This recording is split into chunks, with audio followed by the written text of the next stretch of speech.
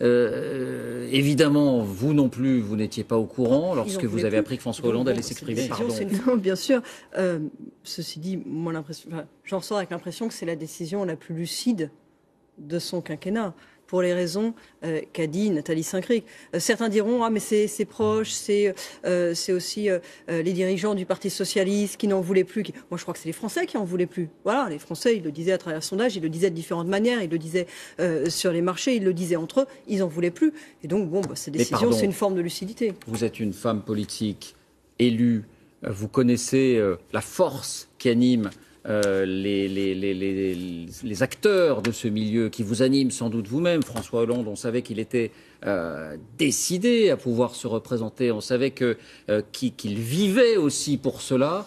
Est-ce que ce soir, vous êtes tout de même saisi, surprise par cette décision? On savait manifestement rien du tout. Depuis le début, c'est plus proche, dont je ne fais pas partie, le disent. C'est un homme qui est très secret. Là, il a été secret jusqu'au bout. Mais enfin, c'est une décision qui prend une forme d'évidence malgré tout quand on regarde les sondages et qu'on voit l'enchaînement de soutiens qui se sont détachés de lui, de mauvais sondages, de salles vides. Voilà, je suis un peu surprise qu'on présente ça comme une forme de courage. C'est de la lucidité. Je vous dis, c'est la décision, je pense, la plus lucide de son mandat. Une lucidité d'ailleurs qu'il faut tempérer par le début de son intervention, parce qu'au début de son intervention, on a eu un interminable plaidoyer. On se demandait d'ailleurs un peu ce qu'il allait annoncer, tellement son propre jugement sur son propre bilan était positif. On a eu un interminable plaidoyer pour son quinquennat. Plus que jamais, l'alternance et le redressement de la France doivent être bâtis sur des bases solides. C'est ce que déclare François Fillon à l'instant dans un communiqué. L'alternance et le redressement de la France doivent être bâtis sur des bases solides. Oui, parce que, pardon, mais il ne suffit pas de changer de candidat. Il faut changer de politique. Voilà, là, le changement de candidat pour la gauche, c'est fait.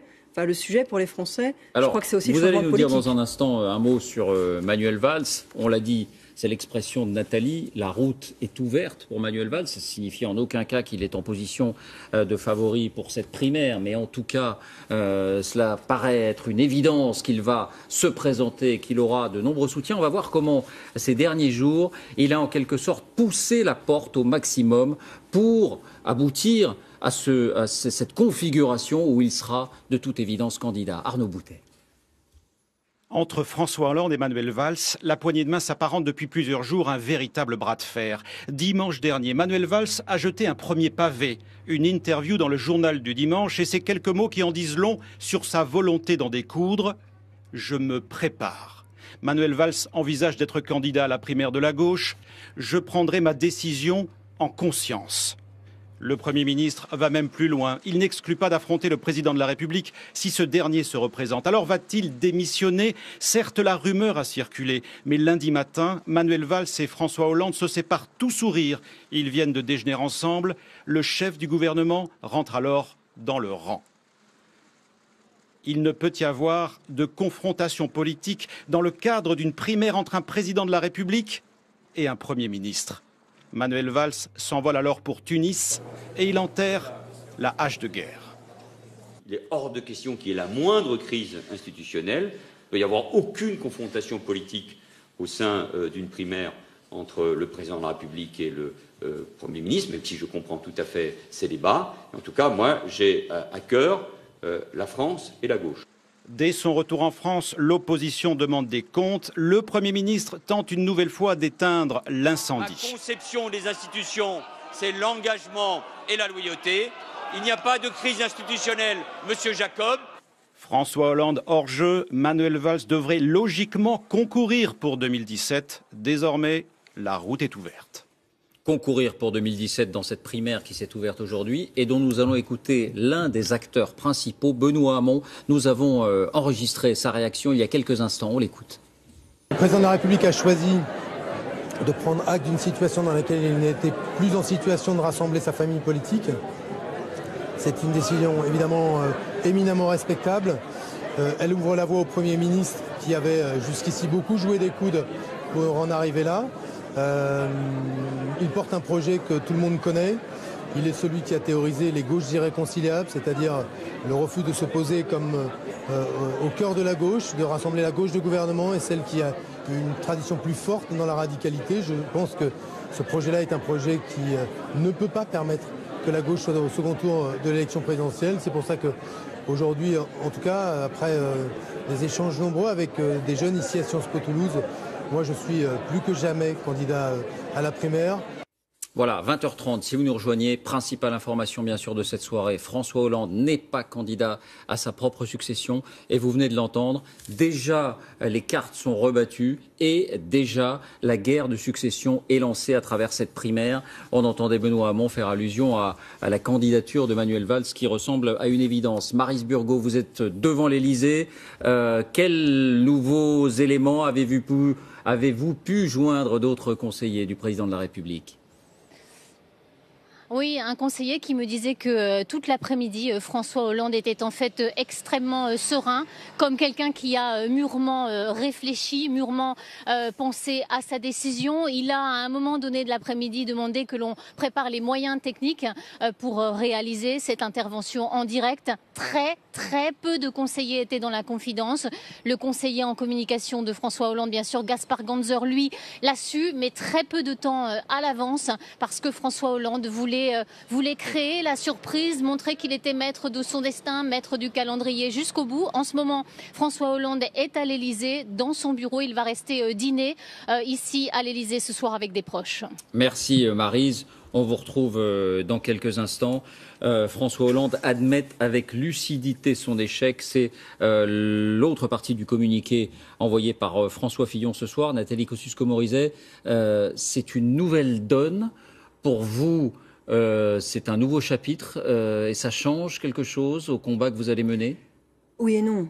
C'est-à-dire que, évidemment, les personnes ont leur importance. Il y aura un autre candidat. Mais les Français ne veulent pas seulement changer de candidat, ils veulent changer de politique. Et tous ceux qui sont aujourd'hui potentiellement candidats à la primaire de la gauche, ils ont été soit solidaires, soit co-responsables, et bien souvent les deux, de la politique qui est aujourd'hui rejetée à travers François Hollande. Les Français ne voulaient plus de François Hollande, mais ils ne veulent plus non plus de la politique de François Hollande. Alors Manuel Valls, ça François Fillon s'en est sorti alors qu'il était Premier ministre de Nicolas Sarkozy. Oui, mais c'est 5 ans après. Parce qu'en 2012, ça n'aurait pas forcément été pareil. Manuel Valls a fait entendre à plusieurs reprises sa différence sur certains sujets.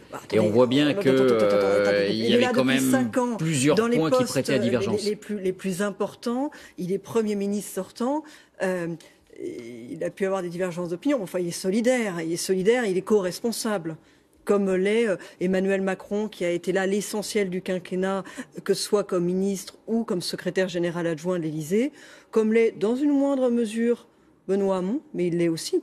Voilà, enfin, c'est une équipe, c'est un peu facile, là. Hélène Hugues, justement, on vous retrouve toujours en direct devant l'hôtel Matignon. Oui, vous êtes bien là. Est-ce qu'on sait ce que fait le Premier ministre ce soir ? Alors, on sait très peu de choses, puisque, comme je vous le disais, nous n'avons pas accès à la cour de Matignon. Ce que je sais simplement, c'est que Manuel Valls est effectivement à Matignon, qu'il a regardé François Hollande à la télévision, mais c'est tout ce que l'entourage veut bien nous dire.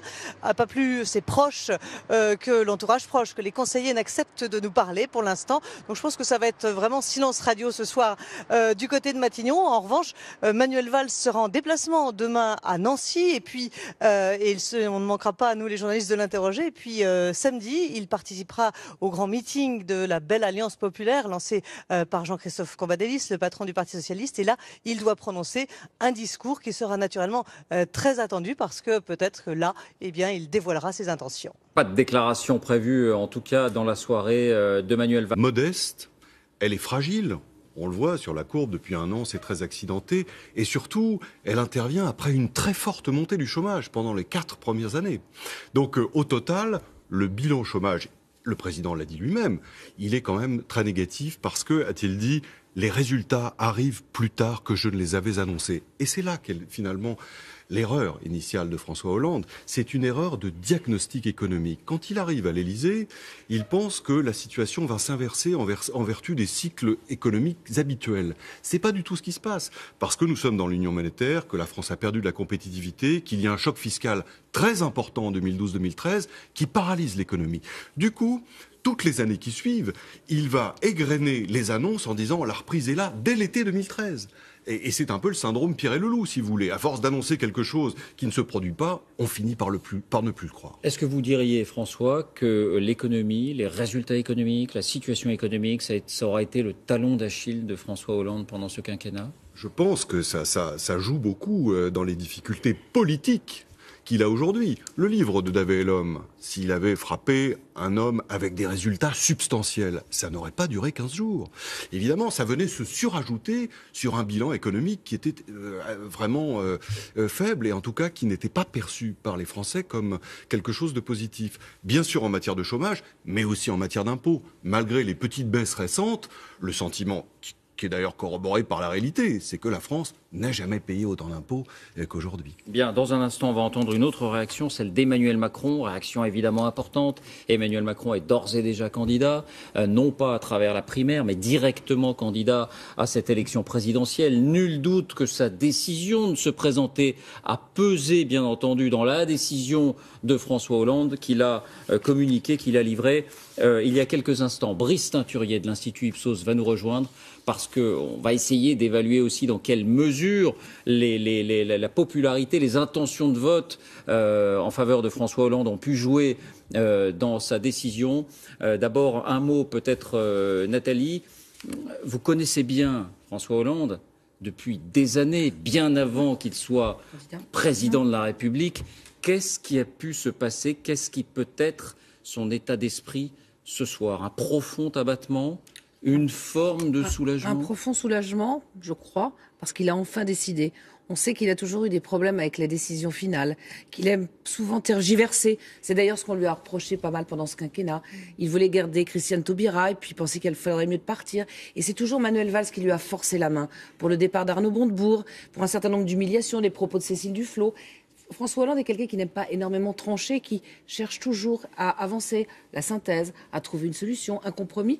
Et je pense que là, il est allé au bout du bout du bout. Ça devenait un problème institutionnel avec la rivalité avec Manuel Valls et qu'à un moment donné, où il a jeté l'éponge et il doit être soulagé de l'avoir enfin fait, en attendant le dernier moment et en se disant, je ne suis pas dans le secret des dieux, mais probablement qu'une heure ou 2 heures avant, il a eu encore un moment d'hésitation et qu'au bout d'un moment, il s'est dit effectivement que toutes les planètes étaient en mauvaise conjoncture et qu'il fallait mieux faire ce choix-là et que c'était le meilleur choix dans sa situation. Emmanuel Macron, on en parlait il y a un instant. Je vous propose d'écouter sa première réaction. C'était chez nos confrères d'RTL il y a quelques instants. Je pense que c'était une allocution extrêmement difficile pour le président de la République. C'est une décision courageuse et une décision digne. J'ai toujours exprimé mon respect à l'égard de la personne et de la fonction. Je n'ai pas d'autres commentaires. Courageuse, digne, mais vous la comprenez, sa décision, parce que... Je n'ai pas à la commenter ou à la comprendre ou ne pas à la comprendre. Je pense que c'est une décision qu'il a prise en conscience, qu'il a mûrie. Je pense que ce que le président de la République a annoncé aux Français cet après-midi est une décision éminemment difficile à exprimer. Pas de triomphalisme chez Emmanuel Macron, très grave, et qui, c'est vrai, Nathalie, vous me le disiez pendant qu'on entendait l'ex-ministre de l'économie, a toujours indiqué qu'il pensait que François Hollande ne pourrait pas être candidat. On va retrouver Maryse Burgot devant l'Élysée. Maryse, vous avez d'autres éléments ? Oui, non, je voulais juste vous dire ce qui se passait ici. En fait, le conseiller en communication du chef de l'État, Gaspard Ganzer, est là, juste à côté de nous. Il a fait les quelques pas qui le séparent de l'Élysée pour venir en fait s'entretenir avec les journalistes qui faisaient ici des directs. Et il vient en fait de nous expliquer que, et je pense que ce conseiller en communication n'apprécie pas que l'on fasse ces images, donc on va revenir vers nous. Ce conseiller en communication est tout simplement venu expliquer pourquoi le chef de l'État avait pris cette décision, redit qu'il était très serein, qu'il avait mûrement réfléchi et expliqué pourquoi finalement le chef de l'État avait renoncé. Je vois que les gens de l'Élysée ne sont pas très contents que nous ayons montré cette image. Voilà, Gaspard Ganzer, un homme de l'ombre, comme on dit, un spin doctor, comme disent les anglo-saxons, c'est-à-dire ces conseillers en communication qui interviennent très peu d'ordinaire devant les micros ou les caméras. Et vous disiez, Maryse, tout à l'heure, vous nous disiez que lui-même n'avait appris que quelques instants avant seulement la décision de François Hollande, qui est donc restée secrète, semble-t-il, jusqu'au dernier moment. Brice Teinturier, vous êtes notre partenaire pour les soirées électorales, notamment pour l'Institut Ipsos. On a découvert tout à l'heure un sondage, alors ça n'était pas le vôtre, mais le vôtre allait, les vôtres, je crois, allaient dans le même sens. On voyait un François Hollande très loin dans les intentions de vote, à 7,5%. On est à 5 mois, évidemment, mais d'après vous, est-ce qu'un retard comme ça peut expliquer, peut jouer dans la décision de François Hollande, ou vous qui connaissez très bien ces courses électorales, entre guillemets, c'est rattrapable? C'était rattrapable. D'abord, je crois que le chef de l'État avait un rapport aux enquêtes d'opinion à la fois attentif et distancié. Il était suffisamment professionnel pour comprendre tout ce qui pouvait se jouer derrière ce type de mesures. Et en même temps, vous le dites à l'instant, l'élection présidentielle était encore loin et un rééquilibrage au moins partiel pouvait éventuellement être envisagé. Mais je crois qu'en réalité, au-delà du niveau dans les intentions de vote actuelles, ce qui a dû peser sur François Hollande, c'est plutôt la primaire. C'est un enjeu qu'il a évoqué dans sa déclaration. Et Brice, vous-même avez souvent souligné que ces sondages sur la primaire, et on en a eu l'éclatante démonstration, ne signifiaient pas grand-chose parce qu'on ne connaît pas le terrain électoral. Mais indépendamment des sondages, le risque était réel. Sondage ou pas sondage pour la primaire, il n'était absolument pas assuré que François Hollande puisse gagner cette primaire. Le jeu était à minima ouvert, que les sondages l'indiquent, c'est ce qu'ils indiquaient ou pas. Je crois que le chef de l'État n'avait pas besoin d'enquête de ce point de vue pour se rendre compte que c'était là quelque chose, une campagne qui n'était absolument pas assurée d'être couronnée de succès. Et imaginer un François Hollande battu à l'issue de la primaire, ça c'est encore pire que d'imaginer un François Hollande en très grande faiblesse dans les intentions de vote présidentiel aujourd'hui, mais avec éventuellement quelques possibilités de rééquilibrage au moins partiel. Ce qui est certain, c'est que jamais on n'avait vu un président sortant à un niveau aussi faible dans l'opinion, que ce soit en termes de popularité et évidemment aussi en termes d'intention de vote.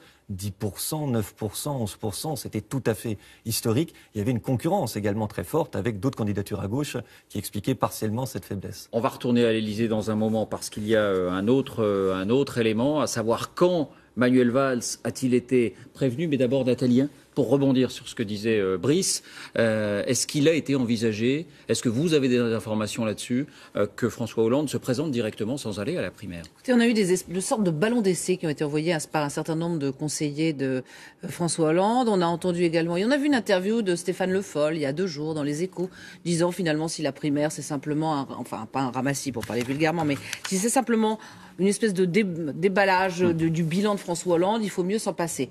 On s'est dit que c'était peut-être un ballon d'essai, effectivement, qu'il essayait de voir si ça passait bien. Et là, il y a eu aussi une levée de bouclier, que ce soit de Manuel Valls, disant il n'est même pas question une seconde de changer les règles parce qu'elles ne vous arrangent pas. Il y a eu Arnaud Montebourg qui a dit que c'était impensable, honteux de faire ça hors primaire. Donc peut-être que jusqu'au dernier moment, il y a eu cette tentation d'essayer de sortir de la primaire, comme disait Brice, pour pas se faire battre par Arnaud Montebourg. Mais vu les engagements qui avaient été... Et Jean-Christophe Cambadélis aussi, qui défend dans le Parti Socialiste, a dit mais c'est même pas pensable qu'on ne peut pas changer le thermomètre, on ne peut pas changer la règle parce que ça vous arrange pas. Donc ils auraient rétropédalé très rapidement. Et le téléphone portable qu'on entendait, c'est le vôtre qui sonne parce que vous attendez les réactions partout dans l'entourage de Manuel Valls ou de François Hollande. 9h moins quart, si vous nous rejoignez, je vous rappelle bien sûr cette information. François Hollande ne sera pas candidat en 2017. François Hollande ne brigue pas sa propre succession.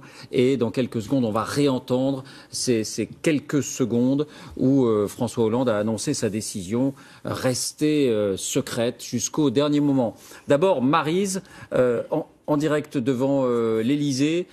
Maryse, vous avez des informations sur les relations entre François Hollande et Manuel Valls et la manière dont il a été prévenu? Oui, en fait, François Hollande a prévenu lui-même son Premier ministre Manuel Valls cet après-midi par téléphone. François Hollande a passé un certain nombre de coups de fil, notamment à quelques très proches. Monsieur Drey, Messieurs Cambadélis, Monsieur Le Foll étaient au courant. Cet après-midi, il leur a dit qu'il renonçait à briguer un second mandat. C'est ce que vient de nous expliquer le conseiller en communication. Aujourd'hui, je suis conscient des risques que ferait courir une démarche, la mienne, pas être candidat à l'élection présidentielle. Voilà, pour cette déclaration, Brice Teinturier, vous avez un élément de réflexion, peut-être d'information. Vous me disiez, Manuel Valls devait être au courant dès lundi? Pas d'information, mais on peut faire l'hypothèse qu'effectivement, si à l'issue de ce fameux déjeuner, Manuel Valls a cessé de faire pression de manière aussi ostensible sur le chef de l'État, c'est peut-être qu'il avait eu là des indications qu'il n'était pas candidat. Nathalie Kosciusko-Morizet opine. Je pense pareil. Enfin, c'est pas vous dans êtes mes... élu, vous connaissez c'est pas dans un mes peu fonctions ce d'avoir genre un de point de lien. vue sur la question, mais en l'occurrence, je pense pareil. Intuitivement, c'est ce que je dirais. Et c'est que s'expliquerait aussi, encore une fois, on les découvre, on les revoit, on les voit, ces images des deux hommes sur le perron de l'Élysée, où les relations semblaient brusquement très, très détendues, très apaisées. Il y a une relation très forte entre deux, qui date évidemment de la campagne. Et, il y a aussi le fait que François Hollande a toujours accordé beaucoup plus d'attention aux politiques qu'aux conseillers ou qu'à toute autre catégorie de personnes. Donc on peut faire cette hypothèse qu'il y avait peut-être eu cet échange de confidences un peu auparavant. Et elles n'ont pas été altérées, ces relations, justement par l'interview du Premier ministre dans le journal du dimanche et par ce qui s'est passé ces derniers jours, Nathalie? Si, elles ont été altérées. Mais attendez, il y a une chose très simple, c'est que Manuel Valls, d'ailleurs, il s'en est pas caché. C'est-à-dire que François Hollande avait une forme de deux empêchements. Il avait un empêchement extérieur de Emmanuel Macron, qui essayait d'avancer ses billes pour le pousser à ne pas pouvoir se présenter, diagnostic qu'Emmanuel Macron avait fait, et puis il avait un empêchement de l'intérieur, celui de Manuel Valls. Alors Manuel Valls a passé son temps à osciller entre un comportement loyal, qui était quand même un minimum pour le Premier ministre, et en avançant ses pions, en avançant ses billes, et puis pour le pousser, non pas à bout, mais vers la porte. Tout à l'heure, vous avez dit, il pousse la porte Manuel Valls, et il pousse aussi François Hollande vers la porte. Et il l'a fait en gardant une image de loyauté jusqu'au moment où ça a marché. Lui et un certain nombre de personnes dans son entourage. Pardon, mais il avait un empêchement majeur, c'était les Français. Hein. C'est ni Emmanuel Macron, ni Manuel Valls, c'est d'abord les Français qui en voulaient plus. Alors justement... Il est hors de question qu'il y ait la moindre crise institutionnelle. Il ne peut y avoir aucune confrontation politique au sein d'une primaire entre le président de la République et le Premier ministre, même si je comprends tout à fait ces débats. En tout cas, moi, j'ai à cœur la France et la gauche. Dès son retour en France, l'opposition demande des comptes. Le Premier ministre tente une nouvelle fois d'éteindre l'incendie. Ma conception des institutions, c'est l'engagement et la loyauté. Il n'y a pas de crise institutionnelle, Monsieur Jacob. François Hollande hors jeu, Manuel Valls devrait logiquement concourir pour 2017. Désormais, la route est ouverte. Concourir pour 2017 dans cette primaire qui s'est ouverte aujourd'hui et dont nous allons écouter l'un des acteurs principaux, Benoît Hamon. Nous avons enregistré sa réaction il y a quelques instants. On l'écoute. Le président de la République a choisi de prendre acte d'une situation dans laquelle il n'était plus en situation de rassembler sa famille politique. C'est une décision évidemment éminemment respectable. Elle ouvre la voie au Premier ministre qui avait jusqu'ici beaucoup joué des coudes pour en arriver là. Il porte un projet que tout le monde connaît. Il est celui qui a théorisé les gauches irréconciliables, c'est-à-dire le refus de s'opposer comme au cœur de la gauche, de rassembler la gauche de gouvernement et celle qui a une tradition plus forte dans la radicalité. Je pense que ce projet-là est un projet qui ne peut pas permettre que la gauche soit au second tour de l'élection présidentielle. C'est pour ça qu'aujourd'hui, en tout cas, après des échanges nombreux avec des jeunes ici à Sciences Po Toulouse, moi je suis plus que jamais candidat à la primaire. Voilà, 20h30, si vous nous rejoignez, principale information bien sûr de cette soirée, François Hollande n'est pas candidat à sa propre succession et vous venez de l'entendre, déjà les cartes sont rebattues et déjà la guerre de succession est lancée à travers cette primaire. On entendait Benoît Hamon faire allusion à la candidature de Manuel Valls qui ressemble à une évidence. Maryse Burgot, vous êtes devant l'Élysée, quels nouveaux éléments avez-vous pu joindre d'autres conseillers du président de la République ? Oui, un conseiller qui me disait que toute l'après-midi, François Hollande était en fait extrêmement serein, comme quelqu'un qui a mûrement réfléchi, mûrement pensé à sa décision. Il a à un moment donné de l'après-midi demandé que l'on prépare les moyens techniques pour réaliser cette intervention en direct. Très peu de conseillers étaient dans la confidence.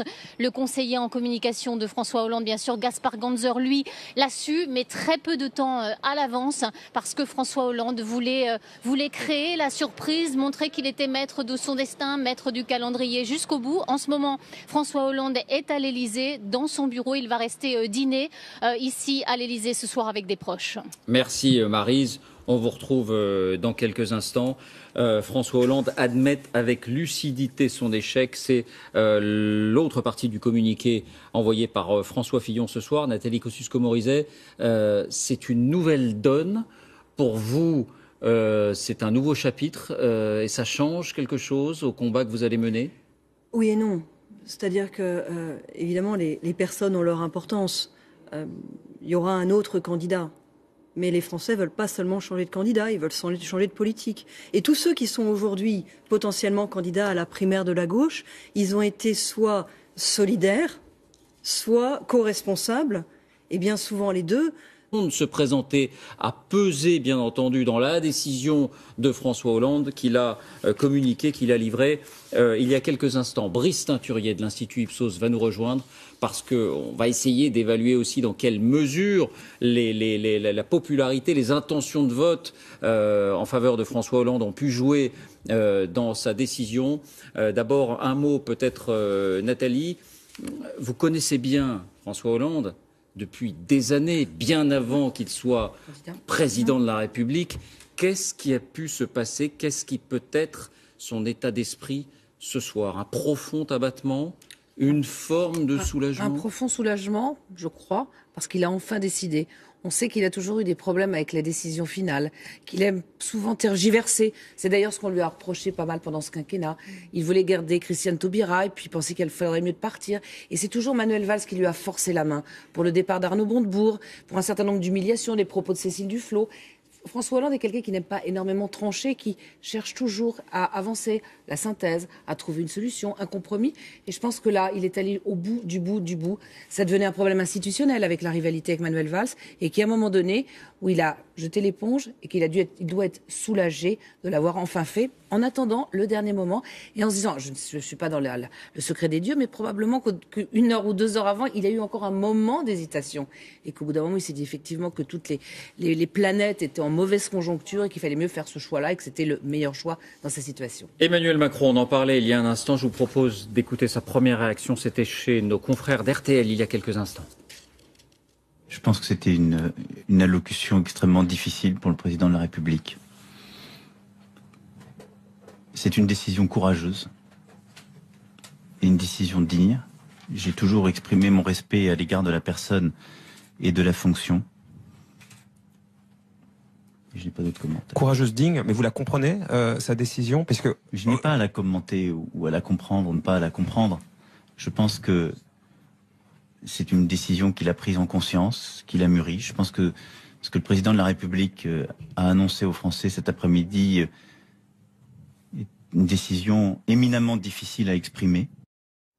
Pas de triomphalisme chez Emmanuel Macron, très grave, et qui, c'est vrai, Nathalie, vous me le disiez pendant qu'on entendait l'ex-ministre de l'économie, a toujours indiqué qu'il pensait que François Hollande ne pourrait pas être candidat. On va retrouver Maryse Burgot devant l'Élysée. Maryse, vous avez d'autres éléments? Oui, non, je voulais juste vous dire ce qui se passait ici. En fait, le conseiller en communication du chef de l'État, Gaspard Ganzer, est là, juste à côté de nous. Il a fait les quelques pas qui le séparent de l'Élysée pour venir en fait s'entretenir avec les journalistes qui faisaient ici des directs. Et il vient en fait de nous expliquer que, et je pense que ce conseiller en communication n'apprécie pas que l'on fasse ces images, donc on va revenir vers nous. Ce conseiller en communication est tout simplement venu expliquer pourquoi le chef de l'État avait pris cette décision, redit qu'il était très serein, qu'il avait mûrement réfléchi et expliqué pourquoi finalement le chef de l'État avait renoncé. Je vois que les gens de l'Élysée ne sont pas très contents que nous ayons montré cette image. Voilà, Gaspard Ganzer, un homme de l'ombre, comme on dit, un spin doctor, comme disent les anglo-saxons, c'est-à-dire de la politique qui est aujourd'hui rejetée à travers François Hollande. Les Français voulaient plus de François Hollande, mais ils veulent plus non plus de la politique de François Hollande. Alors Manuel Valls, ça François Fillon s'en est sorti alors qu'il était Premier ministre de Nicolas Sarkozy. Oui, mais c'est 5 ans après. Parce qu'en 2012, ça n'aurait pas forcément été pareil. Manuel Valls a fait entendre à plusieurs reprises sa différence sur certains sujets. Attendez, et on voit bien qu'il attendez. y avait quand même plusieurs dans points les qui prêtaient à divergence. Les plus importants, il est Premier ministre sortant. Il a pu avoir des divergences d'opinion. Enfin, il est solidaire, il est co-responsable. Comme l'est Emmanuel Macron, qui a été là l'essentiel du quinquennat, que ce soit comme ministre ou comme secrétaire général adjoint de l'Élysée, comme l'est dans une moindre mesure Benoît Hamon, mais il l'est aussi. Voilà, enfin c'est une équipe, c'est un peu facile là. Hélène Hugues, justement, on vous retrouve toujours en direct devant l'hôtel Matignon. Oui, vous êtes bien là. Est-ce qu'on sait ce que fait le Premier ministre ce soir ? Alors, on sait très peu de choses, puisque, comme je vous le disais, nous n'avons pas accès à la cour de Matignon. Ce que je sais simplement, c'est que Manuel Valls est effectivement à Matignon, qu'il a regardé François Hollande à la télévision, mais c'est tout ce que l'entourage veut bien nous dire. Pas plus ses proches que l'entourage proche, que les conseillers n'acceptent de nous parler pour l'instant. Donc je pense que ça va être vraiment silence radio ce soir du côté de Matignon. En revanche, Manuel Valls sera en déplacement demain à Nancy, et puis on ne manquera pas, à nous les journalistes, de l'interroger. Et puis samedi, il participera au grand meeting de la Belle Alliance Populaire lancé par Jean-Christophe Cambadélis, le patron du Parti Socialiste. Et là, il doit prononcer un discours qui sera naturellement très attendu, parce que peut-être que là, eh bien, il dévoilera ses intentions. Pas de déclaration prévue, en tout cas, dans la soirée de Manuel Valls. Modeste, elle est fragile. On le voit sur la courbe depuis un an, c'est très accidenté. Et surtout, elle intervient après une très forte montée du chômage pendant les 4 premières années.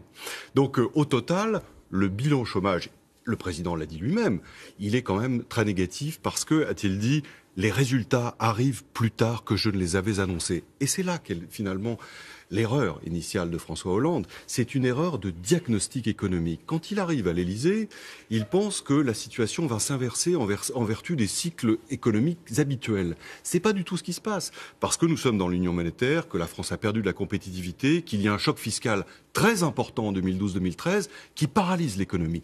Du coup, toutes les années qui suivent, il va égrener les annonces en disant la reprise est là dès l'été 2013. Et c'est un peu le syndrome Pierre et le Loup, si vous voulez. À force d'annoncer quelque chose qui ne se produit pas, on finit par ne plus le croire. Est-ce que vous diriez, François, que l'économie, les résultats économiques, la situation économique, ça aura été le talon d'Achille de François Hollande pendant ce quinquennat ? Je pense que ça joue beaucoup dans les difficultés politiques qu'il a aujourd'hui. Le livre de Davet et l'homme, s'il avait frappé un homme avec des résultats substantiels, ça n'aurait pas duré 15 jours.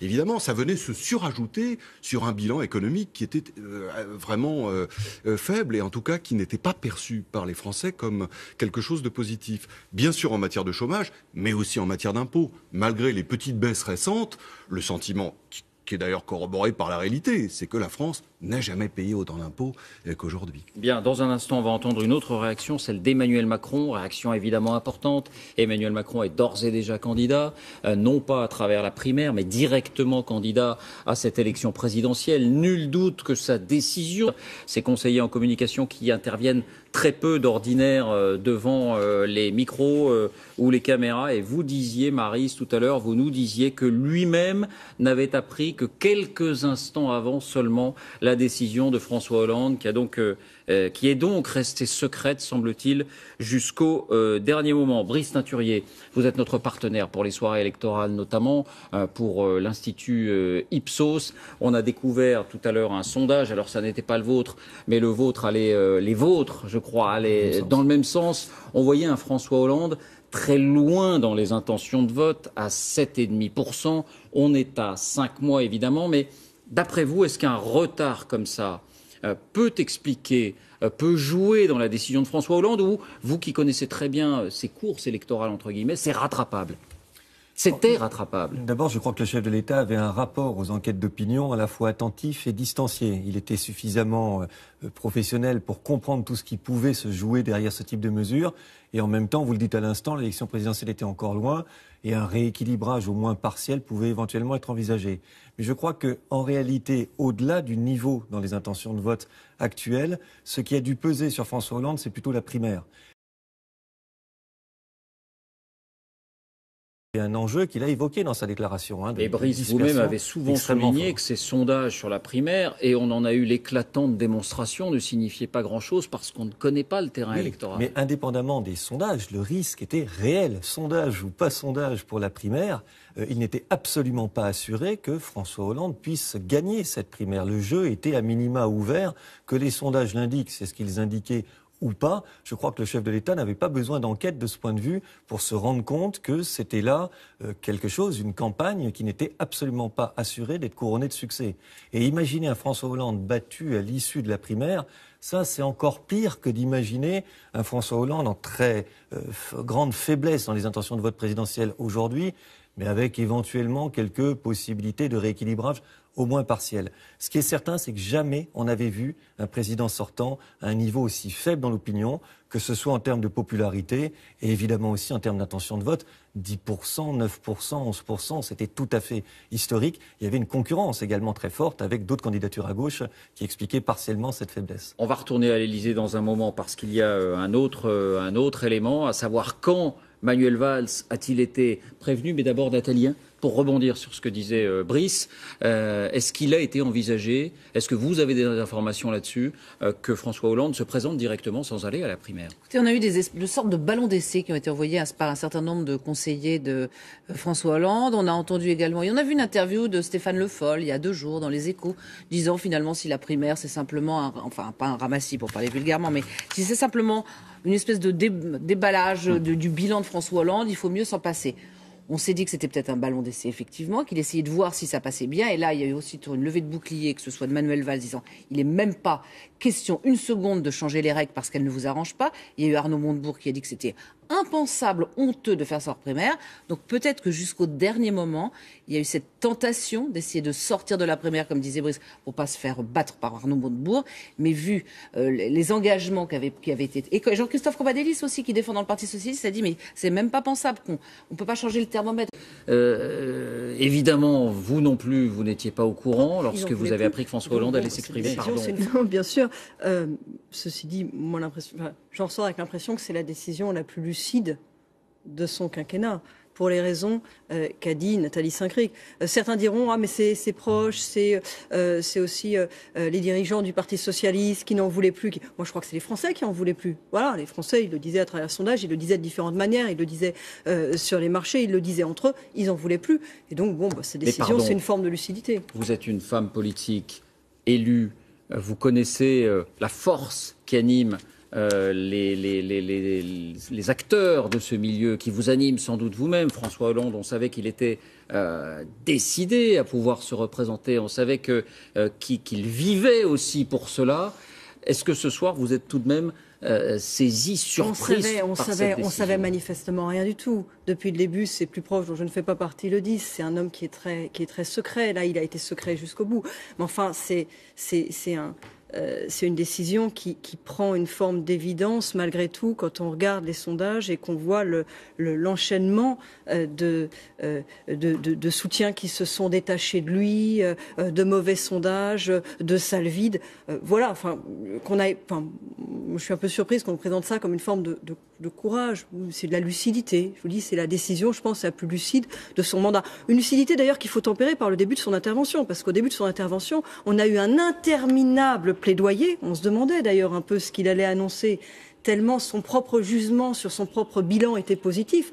On a eu un interminable plaidoyer pour son quinquennat. Plus que jamais, l'alternance et le redressement de la France doivent être bâtis sur des bases solides. C'est ce que déclare François Fillon à l'instant dans un communiqué. L'alternance et le redressement de la France doivent être bâtis sur des bases solides. Oui, parce que, pardon, mais il ne suffit pas de changer de candidat. Il faut changer de politique. Voilà, là, le changement de candidat pour la gauche, c'est fait. Enfin, le sujet pour les Français, je crois que c'est aussi le changement de politique. Vous allez nous dire dans un instant un mot sur Manuel Valls. On l'a dit, c'est l'expression de Nathalie, la route est ouverte pour Manuel Valls. Ça signifie en aucun cas qu'il est en position de favori pour cette primaire, mais en tout cas, cela paraît être une évidence qu'il va se présenter, qu'il aura de nombreux soutiens. On va voir comment, ces derniers jours, il a en quelque sorte poussé la porte au maximum pour aboutir à cette configuration où il sera de toute évidence candidat. Arnaud Boutet.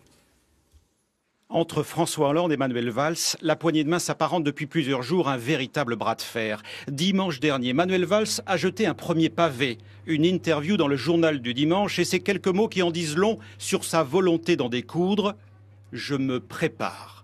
Manuel Valls envisage d'être candidat à la primaire de la gauche. « Je prendrai ma décision en conscience ». Le Premier ministre va même plus loin. Il n'exclut pas d'affronter le président de la République si ce dernier se représente. Alors va-t-il démissionner? Certes, la rumeur a circulé, mais lundi matin, Manuel Valls et François Hollande se séparent tout sourire. Ils viennent de déjeuner ensemble. Le chef du gouvernement rentre alors dans le rang. Il ne peut y avoir de confrontation politique dans le cadre d'une primaire entre un président de la République et un Premier ministre. Manuel Valls s'envole alors pour Tunis et il enterre la hache de guerre.